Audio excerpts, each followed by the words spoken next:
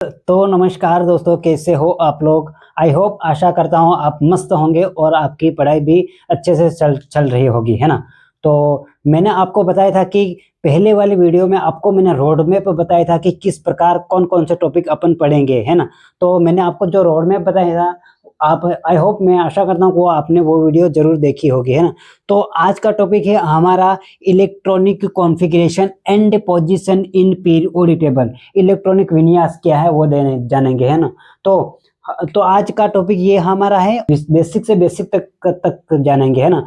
और board exam को ध्यान में रखते हुए पढ़ेंगे, है ना। तो स्टार्ट करते हैं आज का टॉपिक। कल किसी कारणवश मैं क्लास को नहीं ले पाया, क्योंकि मेरे तबीयत खराब थी, इसलिए मैं क्लास नहीं ले पाया, है ना। तो आज की क्लास अपन लेंगे।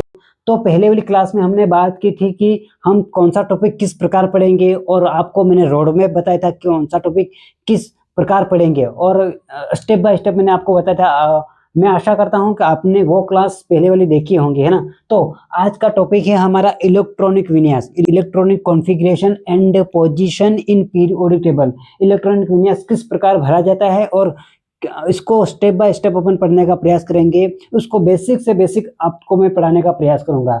तो हम स्टार्ट करते हैं। यहाँ पे अपन एक एग्जांपल लेते हुए पढ़ेंगे कि अगर किसी व्यक्ति का, में ध्यान देना यहाँ पे, अगर किसी व्यक्ति का घर का पता ना हो तो क्या उसको ढूंढ पाना आसान होगा क्या?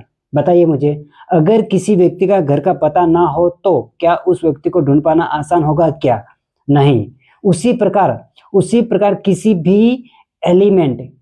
किसी भी एलिमेंट का पता लगाने के लिए हमें इलेक्ट्रॉनिक कॉन्फ़िगरेशन जानना पड़ता है। इलेक्ट्रॉनिक कॉन्फ़िगरेशन ही बताता है कि पीरियोडिक टेबल में एलिमेंट की स्थिति या पोजीशन कहाँ है। यहाँ समझ में आया क्या बताता है। उसी प्रकार किसी भी एलिमेंट का पता लगाने के लिए इलेक्ट्रॉनिक कॉन्फ़िगरेशन का पता होना हमें जरूर आवश्यकता होती है। और इलेक्ट्रॉनिक कॉन्फ़िगरेशन ही बताता है कि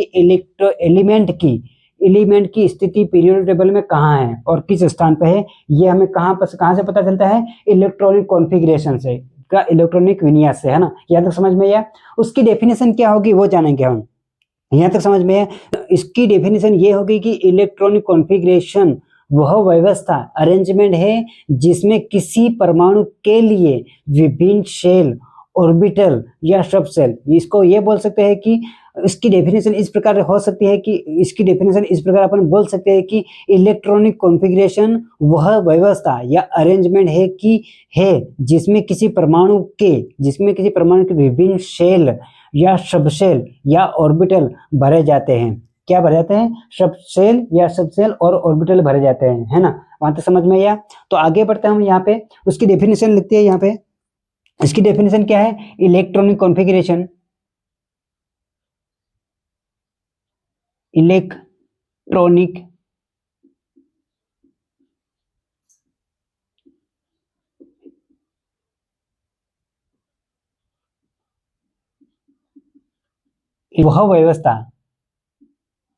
वह व्यवस्था या अरेंजमेंट बोल सकते हैं। तो ये रही इसकी डेफिनेशन। क्या डेफिनेशन है इसकी? इलेक्ट्रॉनिक कॉन्फ़िगरेशन वह व्यवस्था या अरेंजमेंट है जिसमें किसी परमाणु के विभिन्न शेल, सब शेल एंड ऑर्बिटल भरे जाते हैं, है ना। क्या है इसकी डेफिनेशन? कि इलेक्ट्रॉनिक कॉन्फ़िगरेशन वह व्यवस्था है, अरेंजमेंट है जिसमें किसी परमाणु के विभिन्न शेल, सब शेल एंड ऑर्बिटल भरे जाते हैं। या तो समझ में आया कैसे भरे जाते हैं। एग्जाम्पल के लिए यहाँ पे उदाहरण क्या है उसके?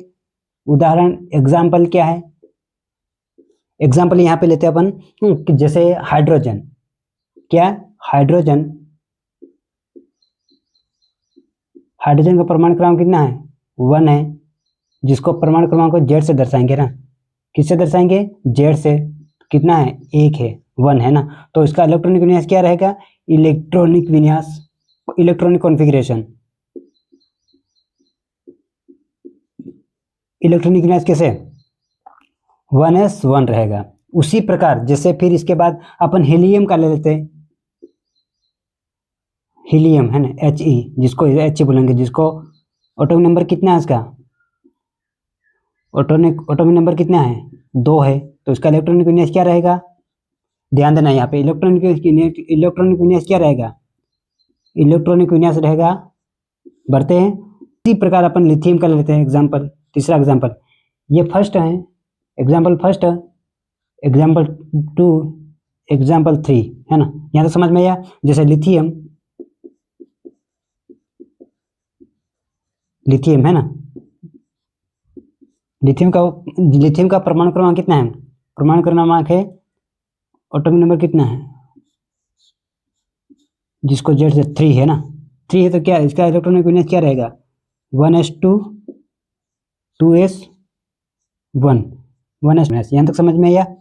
किसका बढ़ रहे हैं यहाँ पे अपन, किसको जान रहे हैं यहाँ पे, इलेक्ट्रॉनिक कॉन्फ़िगरेशन, इलेक्ट्रॉनिक विन्यास, electronic configuration and position in periodic table. Electronic विन्यास पोजीशन क्या है, उसकी डेफिनेशन क्या है, वो अपन ने पढ़ा। और यहाँ पे अपन एग्जांपल देख रहे हैं, हाइड्रोजन का बना, अपन ने हीलियम का बना और लिथियम का, इस प्रकार इसके एग्जाम्पल रहेंगे, है ना। तो यहाँ पे अपन अपना मेन मुद्दा पर अपन आते हैं। यहाँ पे अपन पढ़ेंगे एटॉम क्या है, परमाणु क्या है, ये जानेंगे यहाँ पे, है ना। क्या है अपन यहाँ पे क्या जानेंगे, परमाणु क्या है ये जानेंगे, है ना। तो मैं यहाँ पे एटॉम क्या है, परमाणु ये जानेंगे। तो ये मिटा रहा हूँ, यहाँ तक समझ में आया। ये स्क्रीनशॉट ले लो ताकि मैं आगे बढ़ता हूँ यहाँ पे, है ना। तो यहाँ पे हमने कुछ थ्योरी टाइप लिखा है, वो अपन उसको जानना बेहद जरूरी है। क्यों जरूरी है, क्योंकि ये बेसिक भी है और ये बोर्ड क्लास को ध्यान में रखते हुए लिखा गया है, इसीलिए, है ना। तो सभी को ध्यान में रखते हुए यहाँ पे लिखा गया है, क्योंकि सबसे पहले क्या जानना जरूरी है यहाँ पे, एटॉम। यहाँ पे हम सर्वप्रथम पढ़ेंगे एटॉम, परमाणु क्या है, परमाणु की डेफिनेशन क्या है और परमाणु क्या है वो जानेंगे हम यहाँ पे, है ना। सबसे पहले क्या जानना जरूरी है यहाँ पे, तो यहाँ पे सबसे पहले यहाँ पे हम पढ़ेंगे परमाणु। परमाणु एटॉम क्या है, एटॉम क्या है यहाँ पे, जिस सबसे छोटे कण तक किसी पदार्थ को तोड़ा जा सकता है और उस तत्व के रासायनिक गुणों को बनाए रखता है, उसे परमाणु कहते हैं। क्या कहते हैं, परमाणु कहते हैं। क्या है इसकी डेफिनेशन, परमाणु, एटॉम क्या है, परमाणु क्या है, जिस सबसे छोटे कण तक किसी पदार्थ को तोड़ा जा सकता है और उस तत्व के रासायनिक केमिकल प्रॉपर्टी, रासायनिक गुण को बनाए रखता है, उसे परमाणु या एटॉम कहते हैं। यहाँ तक समझ में आया। यहाँ मेन डेफिनेशन क्या है उसकी, मेन डेफिनेशन ये है कि परमाणु, एटॉम किसी तत्व का सबसे छोटा कण होता है, उस तत्व के सभी रासायनिक गुणों को बनाए रखता है, उसे क्या कहते हैं, परमाणु, एटॉम कहते हैं। यहाँ तक समझ में आया। ये है इसकी डेफिनेशन, है ना।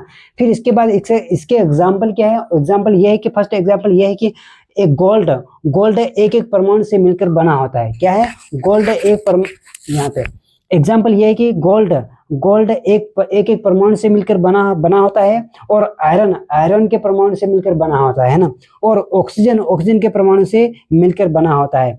एग्जाम्पल के लिए क्या है, सोने की चेन गोल्ड एटॉम से मिलकर बनाते हैं।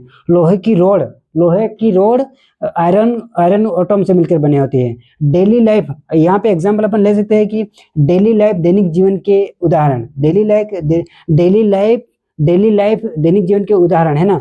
तो यहाँ पे कल्पना कीजिए कि ईंट घर बनाती है। यहाँ पे सिर्फ कल्पना कीजिए कि ईंट घर बनाती है। घर की सबसे छोटी इकाई क्या है, ईंट ही घर बनाती है, और घर की सबसे छोटी इकाई ईंट है यहाँ तक समझ में आया। और उसी प्रकार एटॉम मैटर बनाता है, मैटर मीन्स पदार्थ बनाता है, और पदार्थ जैसे ईंट मिलकर घर बनाती है, वैसे ही क्या होता है, वैसे ही परमाणु मैटर पदार्थ बनाता है। यहाँ तक समझ में आया। आई होप, आशा करता हूँ आपको ये थ्योरी, आपको ये समझ में आया होगा, है ना। मैं ये मिटा रहा हूँ और दूसरी क्लास में अपन जाते हैं। दूसरी क्लास में ये पढ़ेंगे अपन की, अब यहाँ पे जैसे यहाँ पे आपको समझाया मैंने कि एग्जाम्पल ये कि कल्पना कीजिए कि ईंट घर बनाती है, और घर की सबसे छोटी इकाई क्या होती है, ईंट होती है। यहाँ तक समझ में आया। और उसी प्रकार एटॉम मैटर बनाता है, और जैसे ईंट मिलकर घर बनाती है, वैसे ही परमाणु मिलकर क्या बनाते हैं, पदार्थ बनाते हैं। पदार्थ को क्या बोलेंगे इंग्लिश में, मैटर। तो अब यहाँ पे हम दूसरी क्लास में दूसरी स्लाइड में जाते हैं कि मैटर क्या है, वो पढ़ेंगे यहाँ पे, है ना। तो वीडियो को लाइक और चैनल को सब्सक्राइब कीजिए, और हो सके तो वीडियो को शेयर भी कीजिए, है ना। तो